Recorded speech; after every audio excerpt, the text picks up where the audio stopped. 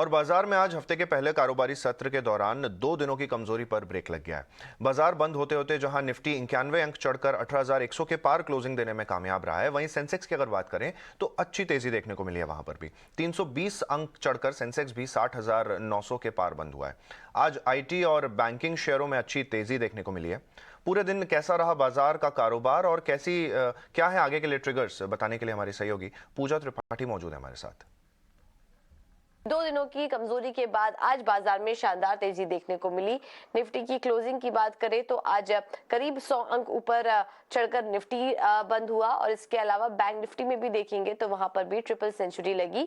300 अंकों से ज्यादा की मजबूती दिखी बैंक निफ्टी में। निफ्टी में जो चढ़ने वाले शेयर्स थे उसमें आज टॉप पर था HUL, जहां पर की 2% की बढ़त दिखी। उसके बाद सन फार्मा में करीब 2% की, टेक महिंद्रा, आयशर और UPL में आज शानदार तेजी देखने को मिली। तो आज जो सहारा मिला बाजार को वो था IT स्टॉक से। इसके अलावा ऑटो शेयरों में भी शानदार तेजी थी। फार्मा FMCG स्टॉक्स में भी आज अच्छी मजबूती के साथ कारोबार होता हुआ दिखाई दिया। वहीं कमजोरी आज दिखी रियल्टी में। पावर, मेटल, इंफ्रा, ये सब सेगमेंट्स ऐसे थे जो कि आज कमजोरी के साथ कारोबार कर रहे थे। और निफ्टी के टॉप लूजर्स में भी अगर हम देखेंगे तो अल्ट्राटेक 4.5% की गिरावट थी। वहां पर आज हमने देखा नतीजे भी आए और मैनेजमेंट की तरफ से कुछ कमजोर कमेंट्री भी आई। उसके चलते अल्ट्राटेक में तो कमजोरी थी ही, तो तमाम सीमेंट स्टॉक्स थे वहां पर भी आज दबाव बनाने का काम किया।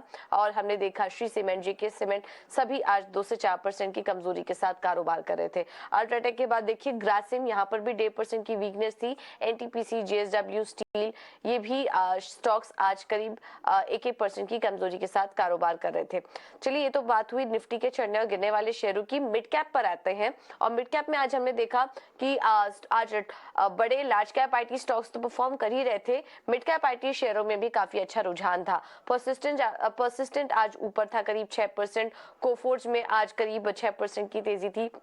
उसके अलावा डिलीवरी में आज हम देखेंगे कि जो गिरावट का दौर था वो अब खत्म हुआ और आज हमने देखा कि निश्चित स्तरों से एक बाइंग आई और 6% ऊपर ये स्टॉक भी बंद हुआ। और इसके अलावा कैनफिन होम्स, यहाँ पर भी करीब 6% की तेजी आज के दिन देखने को मिली। मिड कैप में गिरने वाले शेयरों की अगर बात करें तो आज कमजोरी थी येस बैंक में। जो नतीजे आए उसका तो असर था ही। हमने देखा कि प्रोविजन काफी ज्यादा बढ़े हुए थे, मुनाफे में कमी आई। लेकिन उसके अलावा एक और खबर आई जिसमें कि कंपनी का 81 बॉन्ड का जो मामला चल रहा था बॉम्बे हाई कोर्ट में, तो कंपनी के अगेंस्ट फैसला निकल कर आया और उसके बाद हमने देखा येस बैंक में 8% की गिरावट आई। लेकिन कंपनी का बैंक के MD और CEO से हमारी बात हुई और उनका कहना था कि वो इस मामले में आगे भी अपील करेंगे। अब देखना होगा यहाँ पर आगे किस तरह का डेवलपमेंट होता है। JSW एनर्जी में 6% की कमजोरी थी आज खराब नतीजों के बाद। श्री सीमेंट में 6% की वीकनेस और राजेश एक्सपोर्ट भी आज करीब 5% टूटा। तो आज मिड कैप स्टॉक्स में भी खबरों और नतीजों के चलते आज दबाव यहाँ पर देखने को मिला।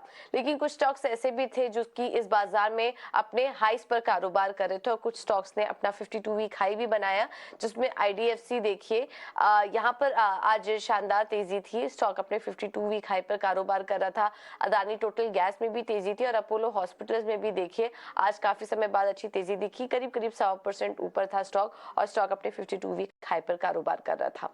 तो ये था बाजार का आज दिन भर का एक्शन, कहाँ कहाँ पर खबरें थी और किन किन नतीजों के चलते आज बाजार में कमजोरी और तेजी देखने को मिली, ये सब हमने आपके सामने रखा। वैसे नतीजों का दौर चल रहा है। आज बड़े दिग्गज निफ्टी कंपनियों के भी नतीजे आए, बैंकिंग सेक्टर के नतीजे काफी सारे आए और उसका भी असर आज हमने बाजार पर देखा।